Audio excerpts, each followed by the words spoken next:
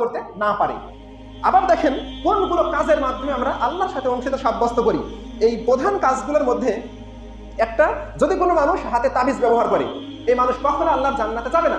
যদি কোনো মানুষ গলায় তাবিজ ব্যবহার করে, যদি কোনো মানুষ মাজায় তাবিজ ব্যবহার করে, যদি কোনো মানুষ মাজায় দূর ব্যবহার করে, যদি কোনো মানুষ গাছের শিকড় ব্যবহার করে, যদি কোনো মানুষ মাজায় লোহা বেঁধে রাখে, এই সকল শয়তানের কুকর্ম যেই মানুষগুলো করবে, যেই মানুষগুলো এই তাবিজের উপর বিশ্বাস করবে, কবজের উপর বিশ্বাস করবে, শিকড়ের উপর বিশ্বাস করবে, বালার উপর বিশ্বাস করবে, দরগার উপর বিশ্বাস করবে, এই মানুষগুলো একটা আল্লাহর জান্নাতে বিচার দিবসের দিন যাবে না যদি জেনে বুঝে এইগুলো তাবিজের প্রতি, শিকড়ের প্রতি, লোহার প্রতি, কবজের প্রতি যদি বিশ্বাস স্থাপন করে।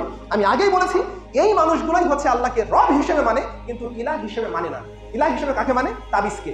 আর যেই মানুষ ইলাহ হিসেবে তাবিজকে মানে, এই মানুষের মধ্যে আর একটা মুশরিকের মধ্যে, একটা ইহুদির মধ্যে, একটা খ্রিস্টানের মধ্যে, একটা পাথরের পূজারীর মধ্যে কোনো পার্থক্য নেই। সম্মানিত উপস্থিতি, আরো একটি বিষয় দেখেন তো, আমি আপনাকে যদি বলি যে শিরক কেন এত ভয়াবহ, সময় সংক্ষেপ, খুব সংক্ষিপ্তভাবে একটা উদাহরণ দিই।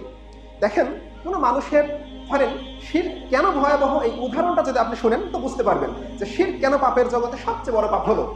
দেখেন আমাদের ওয়াইফ যারা বিবাহ করছেন, তাদের ওয়াইফ ধরেন ওই স্বামীর খুব আনুগত্য করে, স্বামীর সাথে ওয়াইফের অত্যন্ত সৌহার্দ্যপূর্ণ আচরণ, বিবাহের পরে তাদের কখনো কোনোদিন ধরেন কোনো কটু মন্তব্য বা ঝগড়াঝাটি হয়নি বললেই চলে।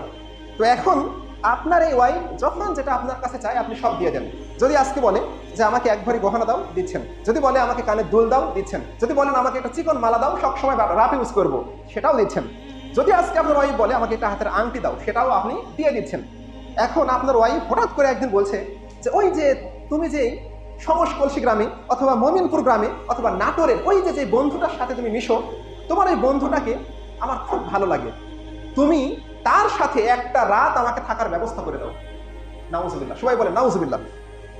এখন আপনার ওয়াইফ যদি আপনাকে এতটুকু বলে যে ওই তোমার সুন্দর বন্ধুর সাথে একটা রাত আমি কাটাবো, আমাকে সেই ব্যবস্থা করে দাও, এখন আপনি বলেন তো এই কথা যখন আপনি শুনবেন তখন মনে হবে আপনার কলিজার একদিক দিয়ে ঢুকে আরেক দিক দিয়ে বের হয়ে যাবে।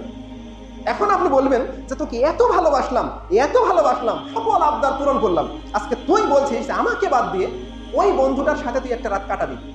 আপনি এমন মার শুরু করবেন, আর যদি ন্যূনতম আপনার মধ্যে গয়রতবোধ থাকে ওই ওয়াইফকে নিয়ে আপনি আর খাবেন না। তো আমি আপনাকে বলতে চাচ্ছি যে আপনার দুনিয়াবি 30 বছর 20 বছরের একটা সাথী যদি